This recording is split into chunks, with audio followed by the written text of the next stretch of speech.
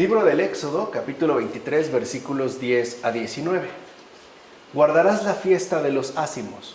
Durante 7 días comerás pan ácimo, como te he ordenado, en el tiempo establecido del mes Abib, porque en él te saqué de Egipto. No te presentarás ante mí con las manos vacías. Llevarás a la casa del Señor, tu Dios, lo mejor de las primicias de tus campos. No cocerás el cabrito en la leche de su madre. La ley decía, no te presentarás ante mí con las manos vacías. Es decir, no aparecerás ante el Señor sin sacrificios, porque siempre hay algo que ofrecerle a Dios, siempre hay algo que darle, siempre hay algo que hacerle llegar. En primer lugar, gratitudes, también súplicas. Nunca con las manos vacías, porque la relación con Dios siempre está llena de contenidos. A veces eso es más por necesidades, pero también es cierto que a veces esta relación o ese sacrificio es de gratitud, es lo que le ofrecemos, le damos las gracias por haber hecho tal o tal cosa en nuestra vida concreta, le agradecemos tal o cual situación, le pedimos por tal o X circunstancia, pero nunca con las manos vacías, porque no es un Dios abstracto, es un Dios vivo, cuya relación siempre está implicada por contenidos, un intercambio de gracia, de favor y también justamente de agradecimiento. Así pues, si no conviene entrar en la casa de Dios sin sacrificios, es porque conviene también más entrar en la asamblea con hermanos. En efecto, este sacrificio y ofrenda es mucho mejor que algún sacrificio en solitario. O sea, tampoco reducir la relación a Dios a algo supuestamente individual, como si fuera una relación a solas. También podemos entrar en ese sacrificio, por ejemplo, pidiendo, intercediendo por tal o cual persona o por tal o cual circunstancia en cualquier parte del mundo. No tiene que ser necesariamente de nuestros allegados, de tal manera que nuestra relación con Él también involucre siempre una dimensión de comunidad. Ya que en tal caso entras en la casa del Señor acompañado de más almas, y mientras más, mejor. En síntesis, el sacrificio es bueno, pero es mejor y más valioso guiar a otros a la iglesia, como afirma Juan Crisóstomo en sobre si tu enemigo tiene hambre. O sea, la salvación no es un asunto privado, no es una cuestión que solamente tiene que ver con mi propia vida. La salvación es algo que repercute en todos y tiene que ver absolutamente con todos. Por eso nuestro sacrificio está en dejar de ver nada más por uno mismo y también suplicar y atender las necesidades de toda la gente que nos rodea. En este caso, por ejemplo, necesidades ciertamente espirituales, pero también aquellos que logramos que se incorporen al buen camino, al camino que nosotros no hemos inventado o dispuesto, sino al camino al que asimismo hemos sido llamados. Por otra parte, aquí también se nos dice que mezclar la vida con la muerte resulta repulsivo. En efecto, lo que es alimento del animal vivo jamás debe usarse como condimento cuando está muerto, ya que lo que es causa de la vida está llamado a cooperar a la consumación del cuerpo. O sea, no se puede dar una mezcolanza, por ejemplo, basados en un determinado desorden. Tenemos siempre que integrar las cosas de tal manera que la vida contribuya efectivamente, coopere a la consumación plena del cuerpo. O sea, en síntesis, el cuerpo, pues, nuestra dimensión material, también está llamada a la santificación. De tal manera que no podemos velar, por ejemplo, únicamente por el espíritu a costa de descuidar el cuerpo, o al revés. No podemos dedicarnos netamente al cuerpo sin tener en cuenta la dimensión del espíritu, como afirma Clemente de Alejandría en los Strómata. Versículos 20 a 33 del capítulo 23. He aquí que yo enviaré un ángel delante de ti, para que te guarde en el camino y te conduzca al lugar que he preparado. Compórtate en su presencia y escucha su voz. No te rebeles contra él, porque no perdonará vuestro delito, ya que mi nombre está en él. No habrá en tu tierra mujer que aborte, ni que sea estéril, y colmaré el número de tus días. Aquí cambia el matiz, cambia como el acento de las palabras. Mira, era Josué el que debía introducir al pueblo en la tierra de la promesa, no Moisés. Y lo llaman ángel tanto por las obras que había de llevar a cabo como por su oficio de profeta, ya que él anuncia la voluntad divina. Aquí aparece la figura de Josué en términos de un ángel, un mensajero. De hecho, Moisés es justo el iniciador, pero no va a ser el consumador. El consumador será Josué. Y esto involucra también que se pone al descubierto este rasgo que habíamos comentado con anterioridad en la persona de Moisés, la humildad. Moisés sabe perfectamente que él está llamado a iniciar un camino, pero no a terminarlo. Eso a él no le corresponde. De tal forma entonces que nosotros aprendemos a que las obras en las que el Señor nos invita a participar no necesariamente tendrán que ser terminadas por nosotros mismos. Nosotros hacemos una labor.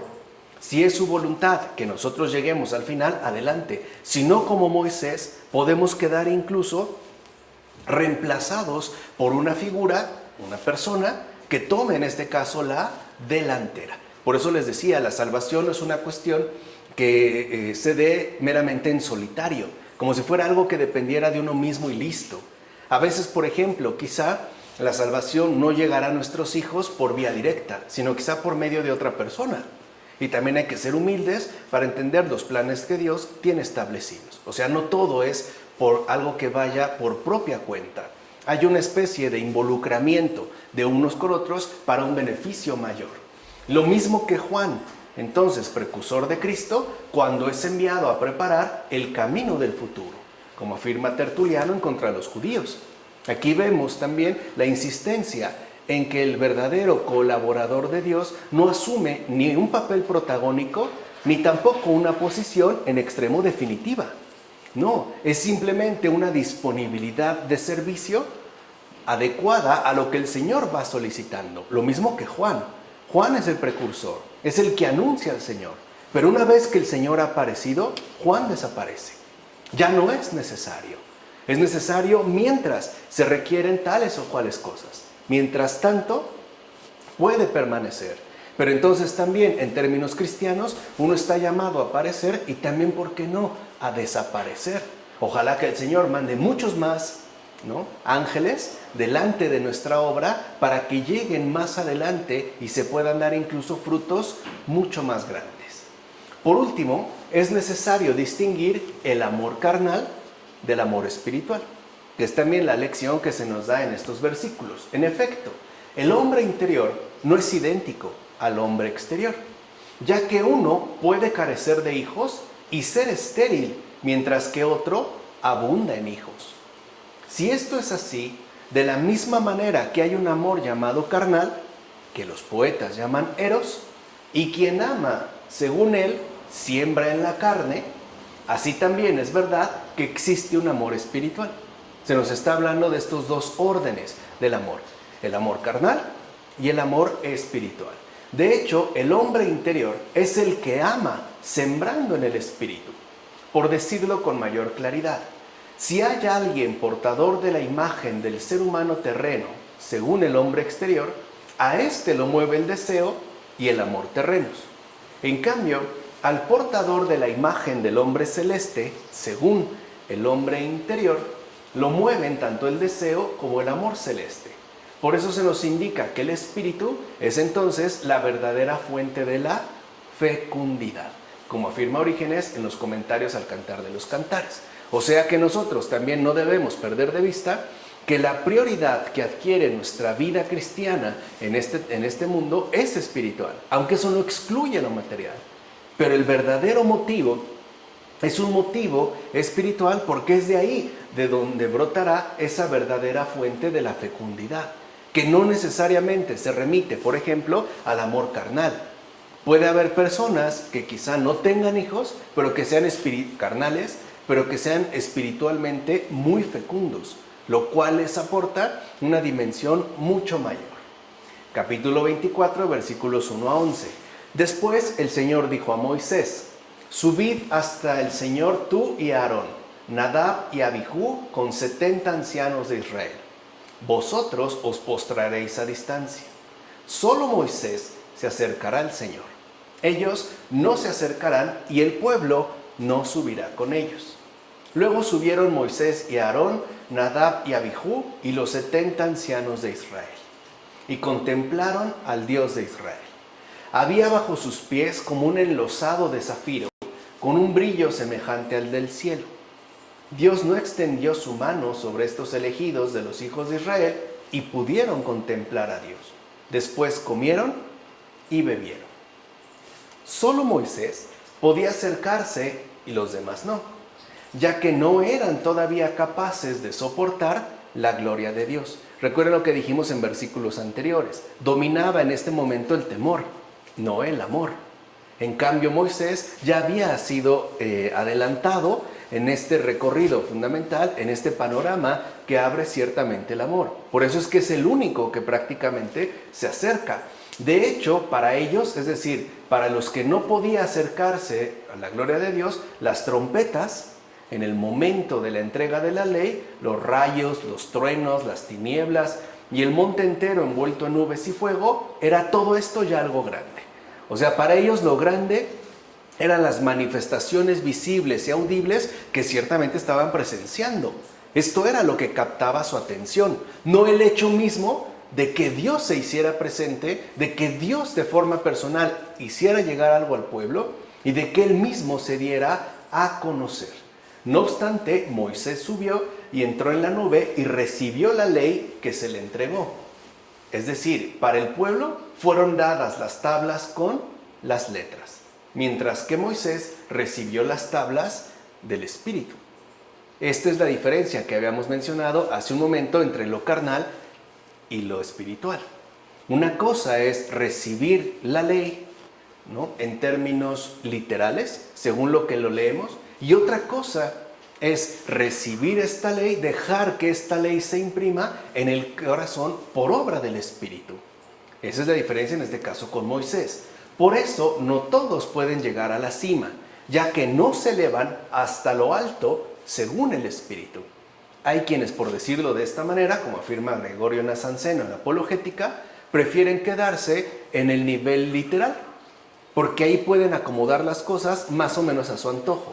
En cambio, elevarse hasta lo alto según el Espíritu involucra, por una parte, un mayor grado de compromiso definido y por otra, una mayor docilidad de conducción. ¿Se acuerdan cómo antes el pueblo había dicho a Moisés, habla tú con él, nosotros no, no sea que muramos, ¿no? O sea, querían mantenerse ciertamente a una distancia, claro, porque es mucho más cómodo. La cercanía con Dios también lleva sus respectivos compromisos y sus respectivas exigencias. Exigencias que, como ya vimos anteriormente, no son nada fáciles, porque son según la gracia. ¿Qué fue lo que vieron los demás en aquella ocasión? Pues todas las cosas visibles y sensibles que fueron producidas en atención a la criatura humana. De hecho, sujeta al Creador para significar la presencia del Dios invisible. Padre, Hijo y Espíritu Santo. Entonces, que haya habido la nube, los truenos, los sonidos de trompeta, etcétera, no es porque fuera algo necesario para Dios, fue en atención para la propia criatura humana, para la gente, en este caso en general.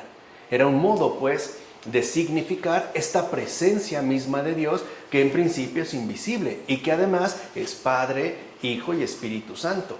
De hecho, el Dios invisible, en cuanto tal, es decir, en su eterno poder y divinidad, no puede ser conocido por las criaturas.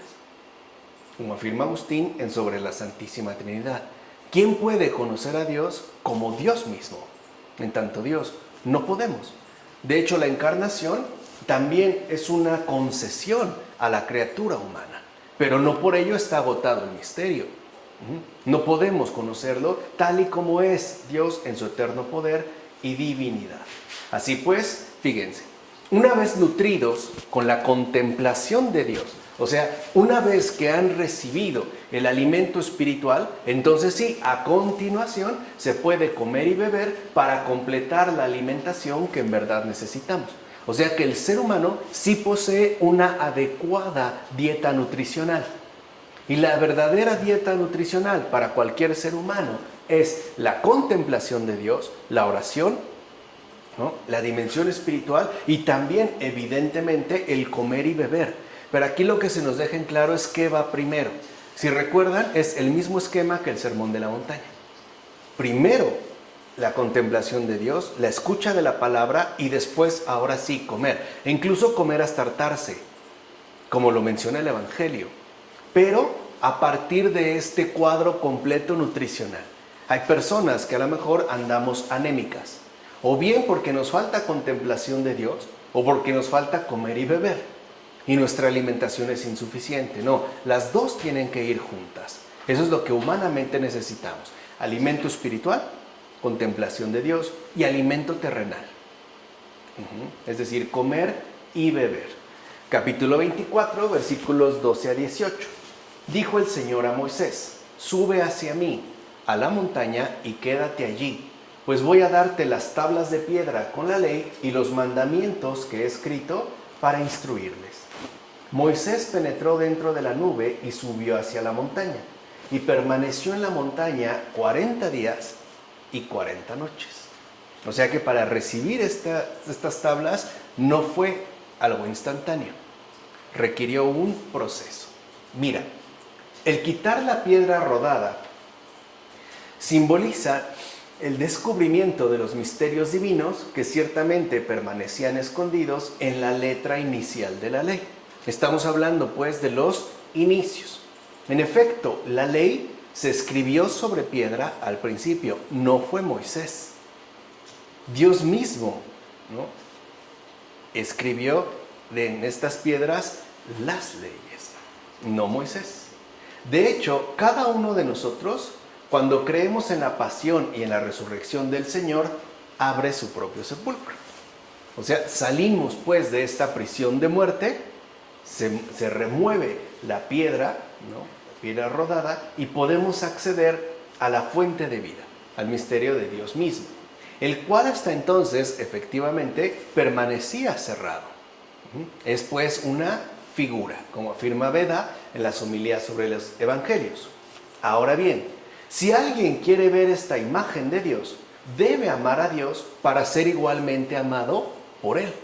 Entonces, en este caso, ya se le indica a Moisés, en base a su crecimiento en el amor, que la relación con Dios se da efectivamente a través de amar, lo cual es una exigencia todavía mucho mayor. Porque, por ejemplo, no bastaría con cumplir la ley por la ley. Eso de alguna u otra manera cualquiera lo puede hacer, sino hacerla con plena convicción y por puro amor, no por miedo, por ejemplo, al castigo, y tampoco por afán de recompensa, simple y sencillamente por un amor total. En tal caso ya no somos siervos, sino amigos, ya que cumplimos sus mandamientos, justamente para poder entrar y acceder a esa nube, donde, como descubrió Moisés, está Dios, como afirma Ambrosio a la muerte del hermano Satiro. Además, como no se ha de omitir absolutamente nada, asimismo hemos de mencionar que el mismo Moisés fue purificado antes de presenciar la manifestación de Dios. En efecto, su cuerpo se debilitó durante 40 días de ayuno, y ya sabemos con sus respectivas noches. Y por tanto, todo él se transformó en la gloria de la divinidad, razón por la cual aparecía brillante por la luz divina en la oscuridad total de nuestro corazón. Tal luz no la puede contemplar la mirada de los simples mortales, ya que su condición no les permite acceder a otra cosa más allá de las propias realidades mortales. O sea, el pueblo en general veía una cosa, pero Moisés fue purificado para ver todavía algo más, la gloria misma de la divinidad. Así pues, para ver a Dios hay que asemejarse a Él. No es algo en lo que uno tome una distancia, no se trata de un espectáculo, donde, por ejemplo, asumiríamos una mera postura de espectadores. Tenemos que ser literalmente integrantes, o sea, quedar integrados dentro de la misma ejecución de tal manifestación. Por eso Moisés aprendió y enseñó que para vivir en la presencia de Dios es necesario purificar las propias tinieblas según lo indicado por Dios mismo. O sea, cumpliendo todas las indicaciones que ha dado previamente. Recuerden que antes de la entrega, ¿no?, de las tablas, ha dado muchísimas indicaciones. Ha dado muchísimos criterios de vida. ha dado muchísimos señalamientos. Ha enseñado pues ya cómo se pueden purificar estas propias tinieblas para acceder a su presencia. Solo así no nos faltará nunca los divinos socorros de la vida divina, como afirma Pedro Crisólogo en el sermón. Entonces, teniendo esto en cuenta, ¿ves ahora el daño que causa la intemperancia? La intemperancia nos priva efectivamente de la visión de Dios. Por eso hemos de observar el buen ejemplo que procede del ayuno. El gran Moisés, en efecto, luego de guardar ayuno durante 40 días, pudo recibir las tablas de la ley. Repito, no fue algo que fuera instantáneo, no fue como ir al súper, ¿no?, a comprar un yogurt o una bebida energética. De hecho, cuando por fin descendió de la montaña y vio el pecado del pueblo, ya lo veremos adelante, tiró las tablas que había logrado adquirir con tan gran intercesión. Fíjense todo lo que ha hecho Moisés. Ya viene de regreso muy feliz, ¿no?, lleno de la presencia del Señor para compartirla con los demás, y encuentra en pecado. ¿Por qué las tiró? Porque juzgó absurdo que un pueblo en estado de embriaguez, sin sobriedad, recibiera las leyes del Señor. Como afirma Juan Crisóstomo en las homilías sobre el Génesis. O sea, la intemperancia es falta de sobriedad. Por eso el principal ayuno es la privación de uno mismo. O sea, privarse de los propios criterios, de los propios pensamientos retorcidos, de las propias tendencias destructivas. Ese es el verdadero ayuno. Entonces, no solo Moisés pues se ha preparado, sino que todos aquellos que han de recibir lo que se les hará llegar por medio de Moisés, o sea, la ley, también necesitan su respectiva purificación. ¿Qué es? Mientras Moisés pues ayunó 40 días y 40 noches, ¿qué hizo el pueblo? ¿Se embriagó? ¿Quién le daría algo sumamente importante a una persona embriagada? Nadie.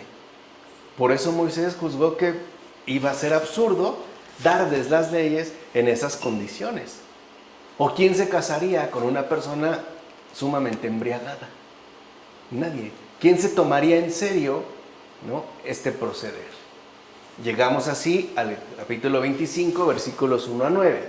El Señor dijo a Moisés: esta es la ofrenda que habéis de coger: oro, plata y bronces, púrpura violácea, púrpura escarlata y carmesí, lino fino y pelo de cabra, pieles de carnero teñidas de rojo, pieles selectas y maderas de acacia, aceite para lámparas, aromas para el óleo de unción y para el incienso aromático, piedras de ónice y piedras de engaste para el efod y el pectoral. Construyen un santuario para que habite en medio de ellos. Lo haréis conforme al modelo del tabernáculo y de los utensilios que te voy a mostrar. En primer lugar, en la antigua ley se mandaba ofrecer para ornato del tabernáculo grana 2 veces teñida. Es decir, en este ornato en particular debía de ser teñido 2 veces, no bastaba con una, 2. Justo para que nuestra caridad se presente ante los ojos del Señor teñida 2 veces con los 2 colores del amor de Dios y del prójimo. Recuerden que esa es la alianza fundamental que se ha establecido. Es decir, el amor a Dios y el amor al prójimo son prácticamente inseparables. Solo así una persona ama verdaderamente con un corazón puro. Ese es pues el verdadero ornato, el ornamento que debe acompañar al creyente, en este caso al servidor de Dios. Por eso entonces la grana, recuerden que la grana es roja, ¿no? Es 2 veces teñida según las indicaciones dadas por el Señor. Además recuerden también que este color rojo es el color que se adjudica a la sangre. Por tanto se está aludiendo también a la pasión del Señor, donde debemos de ser teñidos también 2 veces. ¿Por qué 2 veces? Primero, con el color purificador que nos aporta el agua bautismal. Esa es la primera teñida. Y la segunda, a partir de la sangre de redención derramada por Jesucristo. Así nosotros alcanzaremos también este amor con un corazón verdaderamente puro que incluye y no separa jamás el amor a Dios y el amor al prójimo. Bueno, como afirma Gregorio Magno en las homilías sobre los evangelios. Por último, De igual manera debemos tener en cuenta lo siguiente: lo establecido en aquella ocasión era solo un modelo. Como cuando alguien hace una maqueta, para después llevar a cabo ya la obra concreta, era un modelo. Ya que este tabernáculo, al ser de índole temporal, fue hecho para dar a conocer lo que era pasajero. Quiere decir que las indicaciones dadas por el Señor para este tabernáculo eran para algo ciertamente pasajero, algo temporal, algo incluso, por decirlo con más precisión, provisional, pero no por ello hecho a la ligera. Dios no es mal hecho. Véanlo en una flor. Una flor es también algo provisional. Su esplendor, su belleza no dura para siempre. No obstante, no es una fea flor. Alcanza su plenitud, aunque sea algo pasajero, la hierba del campo, que a veces ni vemos, aunque sea ciertamente provisional. No obstante, este modelo sería reemplazado por la iglesia, la cual es la realidad perfecta que permanece eternamente. De hecho, aquel tabernáculo debía ser honrado por ser justamente el modelo del tabernáculo celestial, como afirma Efrén de Nisibi en su comentario sobre el Éxodo. Y tiene que ver con la misma actitud que hace un momento mencionamos en relación a Moisés. Se da a él, ¿no?, a realizar una tarea, pero no se queda instalado en donde fue colocado. Está también dispuesto a renunciar. Por eso, si este primer tabernáculo les fue dado como modelo, era para concentrarse en las indicaciones dadas, pero después también con la misma disposición de ánimo para renunciar a lo establecido y dar paso todavía a esa realidad aún mayor. El paso, si lo quieren ver así, del tabernáculo hebreo a la iglesia del Señor. El hecho de no cerrarse, pues, a esta dinámica de crecimiento, de desarrollo. Versículos 10 a 22 del capítulo 25. Fabricarás un arca de madera de acacia de 2 codos y medio de largo, 1 codo y medio de ancho y 1 y medio de alto. La revestirás de oro puro por dentro y por fuera, y pondrás alrededor de ella una moldura de oro. Fíjense, es algo provisional, pero está bien detallado, bien hecho. Fundirás oro para 4 anillas que pondrás en sus 4 ángulos, 2 a un lado y 2 al lado opuesto. Labrarás 2 querubines de oro, serán de oro macizo y estarán en los 2 extremos del propiciatorio. Cada querubín estará en un extremo, formando un solo cuerpo con el propiciatorio en ambos extremos. Los querubines tendrán las alas extendidas hacia arriba, cubriendo con ellas el propiciatorio, y sus rostros estarán uno frente a otro, mirando al propiciatorio. Pondrás el propiciatorio sobre el arca, dentro de la cual colocarás el testimonio que te voy a dar. Vean, esto también es parte de la preparación. Le dice, no solamente le está diciendo el Señor lo que le va a dar, sino en dónde lo tiene que colocar y de qué manera lo tiene que hacer. Si ponemos atención, pues, a las disposiciones del tabernáculo, veremos entonces que son tipos llenos de significado.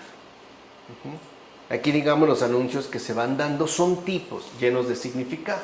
En efecto, este tabernáculo, ¿de qué es figura? Sino de la Santa Iglesia. Recuerden lo provisional. Mira, se manda poner 4 anillas de oro en los 4 ángulos. Recuerden que metía, ¿no?, como 2 palos para poder transportarla.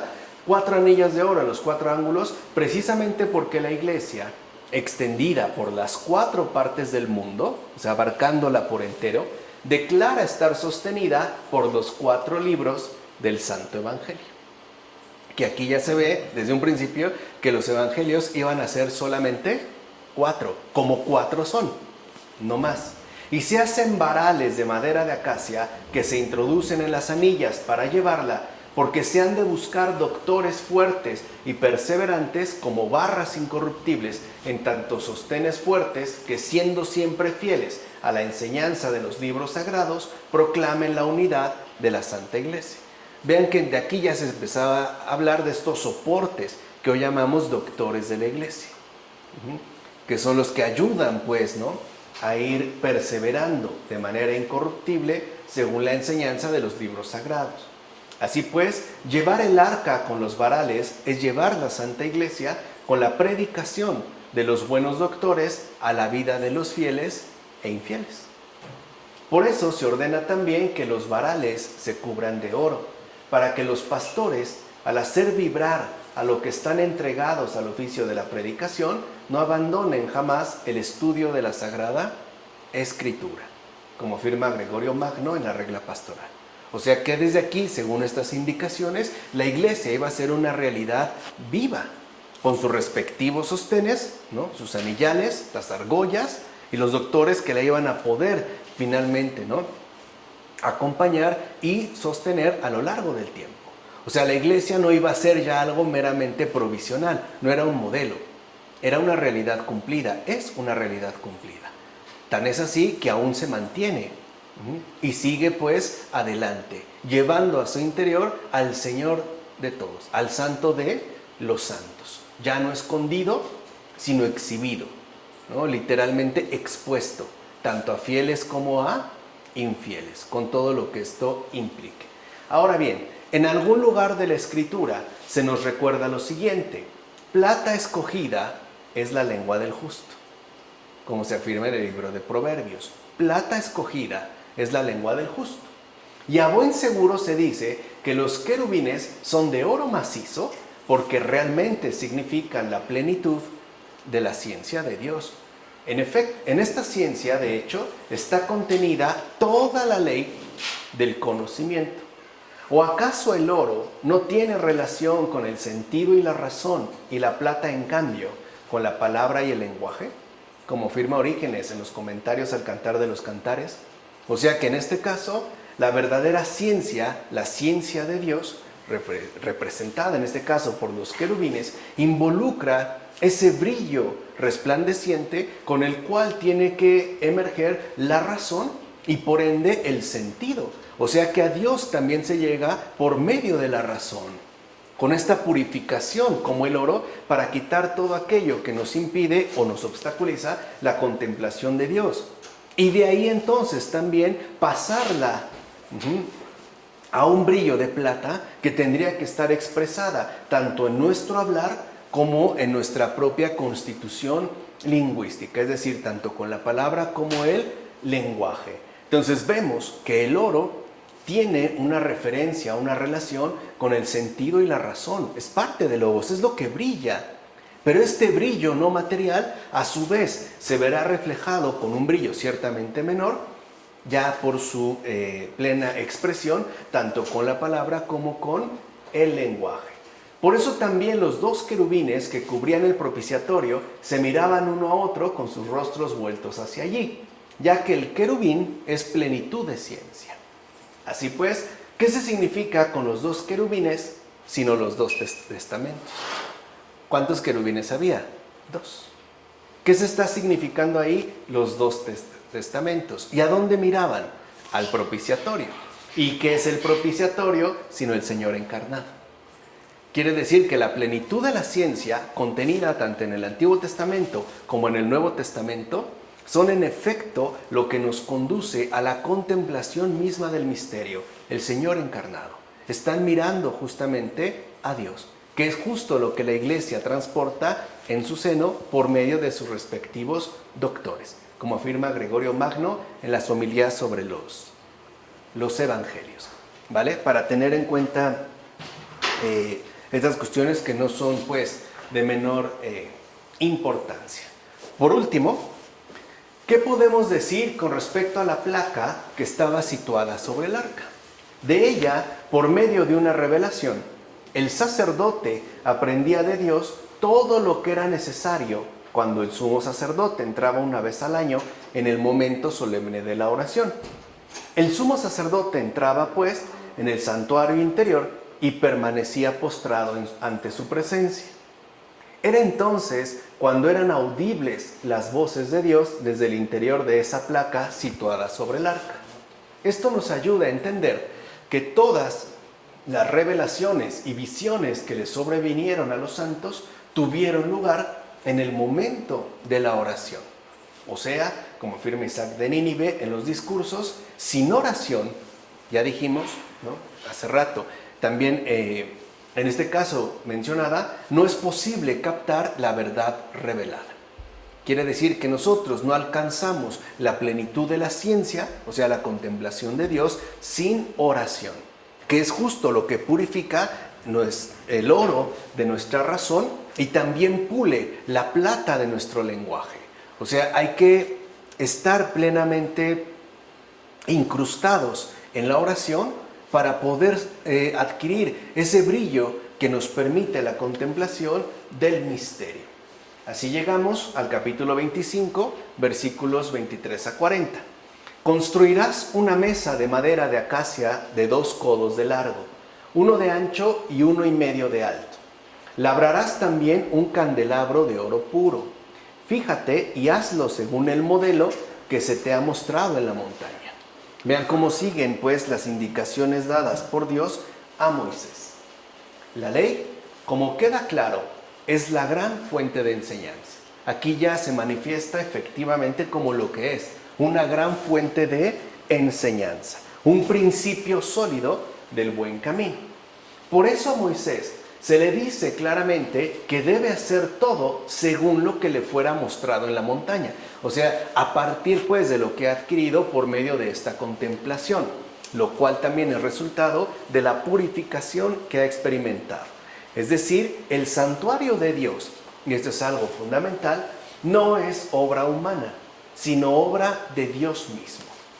Y por eso es que también se da esta referencia al arca y en general también al tabernáculo como un modelo provisional, para que quede claro que en efecto esto que está siendo realizado por mano humana no es lo definitivo. Lo definitivo será efectivamente la obra de Dios mismo en tanto encarnación. En efecto, todo parece indicar que en esta tierra las indicaciones de Dios fueron entonces la pedagogía necesaria para todos aquellos que de un modo u otro debían ser conducidos hacia Cristo, porque hacia allá apunta efectivamente la esencia de la ley, hacia el Señor. Lo habíamos mencionado hace un momento cuando hablamos de los 2 querubines. Debían, por tanto, ser instruidos desde el principio de manera tal que, llegado el momento, pudieran recibir los preceptos más perfectos, es decir, las enseñanzas del mismo Cristo. Y esto, como también habíamos mencionado, según una pedagogía realista que parte de comienzos ciertamente dados y que va avanzando gradualmente desde lo más imperfecto hasta lo más perfecto. O sea, un crecimiento, un desarrollo verdaderamente gradual. De hecho, la ley instruye y educa con los preceptos para que más fácilmente se acepten aquellos preceptos del cielo. Son lo que dijimos, ¿no?, el principio de un buen comienzo. En efecto, la ley dada a Moisés apunta y fue dada para el Evangelio eterno y por ende para ser base del testamento siempre nuevo que jamás envejece, como afirmó Orígenes en los primeros principios. Así pues, aunque el Antiguo Testamento haya sido superado por el Nuevo Testamento, esto no significa que este desaparece o se anula, porque sigue siendo su base, la base inicial. Por eso nosotros seguimos viendo, por ejemplo, en una Biblia, cómo ambos testamentos están enmarcados de manera inseparable y de hecho en el orden que les corresponde. Primero el Antiguo Testamento y después el Nuevo. Así pues, debemos descorrer el velo de la letra para poder contemplar la verdad pura y sincera. Mira, el artístico tabernáculo que Dios mandó fabricar a los antiguos hebreos fue imagen de la iglesia. De hecho, fue un modelo sensible que ciertamente representaba los misterios futuros. Recuerden que en el caso del Señor, muchas cosas hablan no del presente, sino de ese futuro, ¿no?, de ese acontecer de Dios.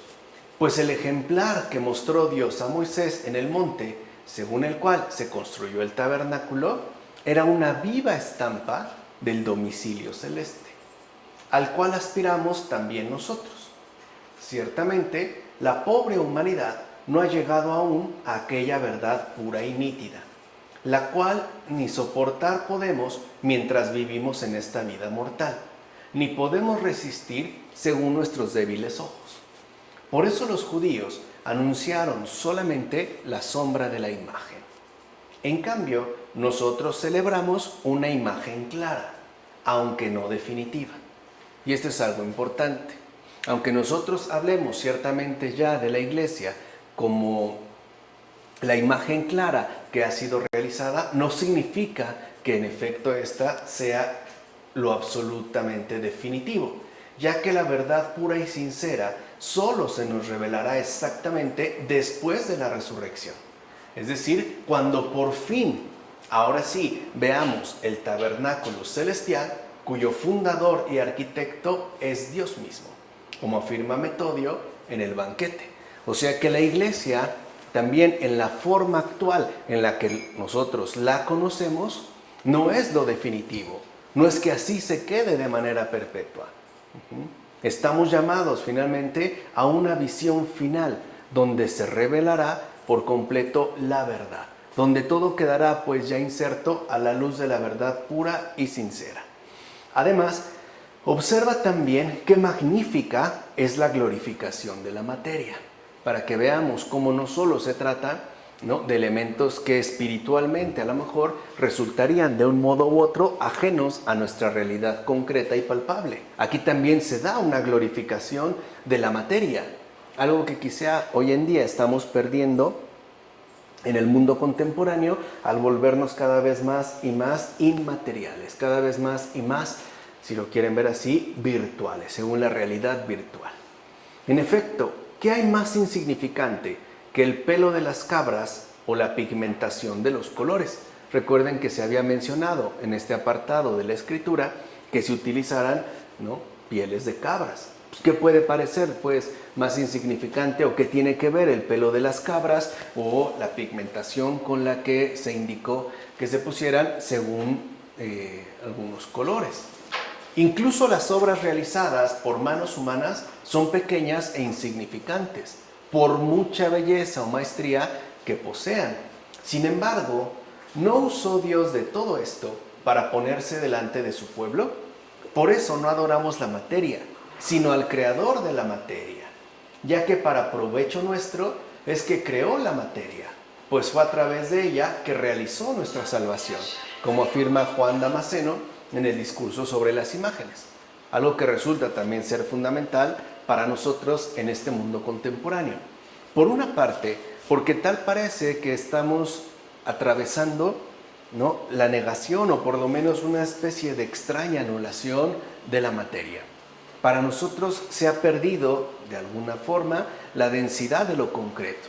A veces, por ejemplo, ya ni siquiera tenemos algún disco, quizá de alguna celebridad que nos interesa, de manera física, sino que lo podemos descargar o escuchar en alguna plataforma streaming sin tener un contacto con esa densidad material. Lo mismo quizá puede darse en el caso de las relaciones afectivas. Solemos mantener relaciones a distancia o fomentar mucho la comunicación a distancia sin que haya un determinado contacto, ¿no? Ahí se está perdiendo también, como decía Fabrice Ayash, el espíritu de la materia, ¿no? Para nosotros la materia como que ya no cuenta. De hecho, ya no hablamos en términos materiales estrictos, sino en términos de formulaciones abstractas que terminan conduciéndonos hacia una visión de las cosas completamente distintas. Por ejemplo, la complejidad material densa de un cuerpo humano tal parece quedar reducida a un código genético, a una especie, ¿no?, de fórmula matemática que puede ser manejada como se nos dé la gana. No obstante, aquí lo que vemos es que el Señor de ninguna manera ciertamente desprecia la materia, sino que incluso la utiliza para que a través de ella se lleve algo tan, pero tan impresionante como nuestra respectiva salvación, a través, por ejemplo, de la carne. Bueno, así llegamos entonces al capítulo 26, versículos 1 a 14. Construirás el tabernáculo con 10 tapices de lino torsal, de púrpura violácea, púrpura, escarlata y carmesí, y con querubines artísticamente bordados en ellos. Nadie puede entrar a la ciudad celeste si, estando en la presente iglesia, no posee enteramente el amor a Dios y el amor al prójimo. Entonces quiere decir que la iglesia sigue siendo esta gran escuela del amor. En la iglesia uno está llamado a alcanzar esta perfección en el amor a Dios, pero también en el amor al prójimo. Por esa razón se manda entonces en el Éxodo que los tapices que se destinen al tabernáculo se tiñan 2 veces. Ya habíamos mencionado esto antes. Ahora bien, vosotros sois los tapices del tabernáculo, los cuales, en virtud de la fe interior de vuestros corazones, son realmente los adornos, o lo que adorna, los misterios celestiales. Por eso les decía, se trata pues de una iglesia viva. No es una cuestión meramente ornamental, no es, por así decirlo, una mera arquitectura con ciertos materiales. Se trata de una dinámica viva que tendrá también su propio modo de expresión, en base a los adornos que contenga, basados en los misterios celestiales y sobre todo en virtud de la fe interior de cada uno de nuestros corazones. Ya sabemos que la grana es un color como el fuego. ¿Y qué es la caridad? Sino fuego vivo e intenso. Entonces, el principal adorno que debe teñir por completo nuestra existencia es la caridad. Recuerden que caridad es la conjunción perfecta de amor a Dios y amor al prójimo. Mas esta caridad efectivamente debe estar teñida 2 veces. Si no, está incompleta, es decir, debe estar empapada en amor a Dios y en el amor al prójimo. Solo así es que alcanzamos este verdadero ornato que se nos indica, como afirma Gregorio Magno en las homilías sobre los evangelios. Capítulo 26, versículos 15 a 30. Harás también para el tabernáculo unos tablones de madera de acacia. Harás 40 basas de plata donde apoyar los 20 tablones, 2 basas para cada tablón, ensamblando sus 2 espigones. Aquí vemos cómo Dios es un artesano excelente, capaz incluso de detallar aquello que Él mismo está solicitando. ¿Qué son las basas de plata de estos tablones, sino el orden de los profetas? En efecto, al ser los primeros en hablar abiertamente ya de la encarnación del Señor, pues como si fueran basas, los vemos levantarse desde los fundamentos y sostener el posterior peso de la construcción. O sea, los profetas tampoco es que hayan desaparecido, es que finalmente han adquirido el lugar que les corresponde. Son basas que han ayudado a sostener todo el posterior peso de la construcción. Es decir, aquí sí, ya la revelación plena del Nuevo Testamento. Por eso el Señor, cuando le pidió a Moisés poner los tablones del tabernáculo, quiso que fueran cubiertos con basas de plata. O sea, este simple detalle le puede pasar desapercibido, o lo podemos ver más en términos de una especie de orfebrería, ¿no? Artísticamente mencionada, tiene una profundidad mayor. ¿Y qué son los tablones? Sino la dilatada predicación de los apóstoles extendida por todo el mundo. Entonces, las basas, por ejemplo, serían justamente los profetas que han dado el sostén necesario para esa dilatada predicación de los apóstoles, la cual efectivamente ahora ya ha quedado extendida por todo el mundo. Si algo distinguía la base del tablón, era la extensión que éste posee. En efecto, firmes y ensambladas sostienen los tablones que se les coloca encima, ya que la vida de los apóstoles, instruida con su predicación, es consolidada ahora también con su autoridad. De ahí que se pongan 2 basas para cada tablón, porque cuando los santos profetas concuerdan con sus palabras sobre la encarnación del mediador, edifican sin titubear a los posteriores predicadores de la iglesia. Le están pues dando la base requerida para esa posterior predicación de la iglesia. De modo que, como no discrepan entre ellos, sino que se mantienen en esta misma línea de continuidad, quedan pues afianzados más robustamente, que no van pues de manera discordante ni separada entre sí, sino que han quedado plenamente afianzados, plenamente conjugados, lo cual además les da una mayor robustez. Así pues, no carece de razón el que se prescriba que las basas que representan a los profetas sean de plata, ya que es el resplandor de la plata lo que se conserva con el uso. Y en efecto así sucede. Un artículo de plata que no se usa tiende a ennegrecerse, mientras que la plata mantiene su resplandor e incluso suele abrillantarse en la medida en la que se usa. De hecho, si no se usa, evidentemente la plata se vuelve negra. Y así también los dichos de los profetas antes de la venida del mediador. Como no se usaban, pues, con inteligencia espiritual y no podían ser percibidos por la oscuridad, pues entonces estos permanecían como ennegrecidos. Lo dicho por los profetas parecía no usarse adecuadamente según la inteligencia espiritual y permanecían como ennegrecidos, como oscurecidos.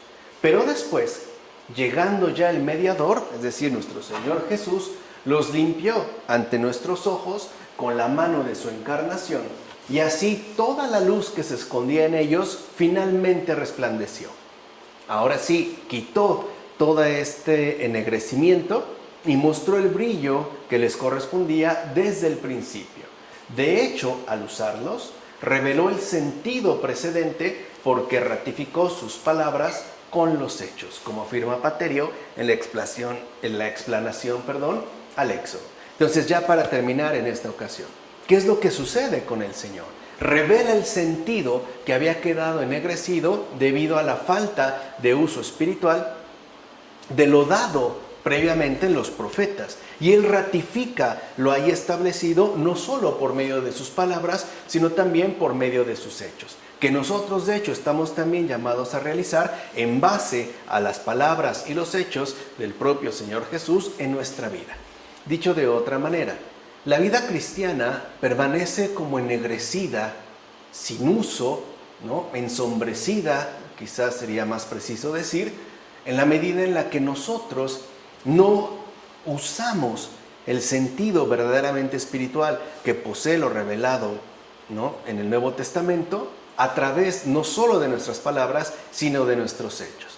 Dicho de otra manera, mientras nosotros no vivamos plenamente acordes con el Señor, nuestro cristianismo será opaco, estará como ennegrecido, le faltará ese brillo que el Señor siempre trae consigo de acuerdo a su presencia.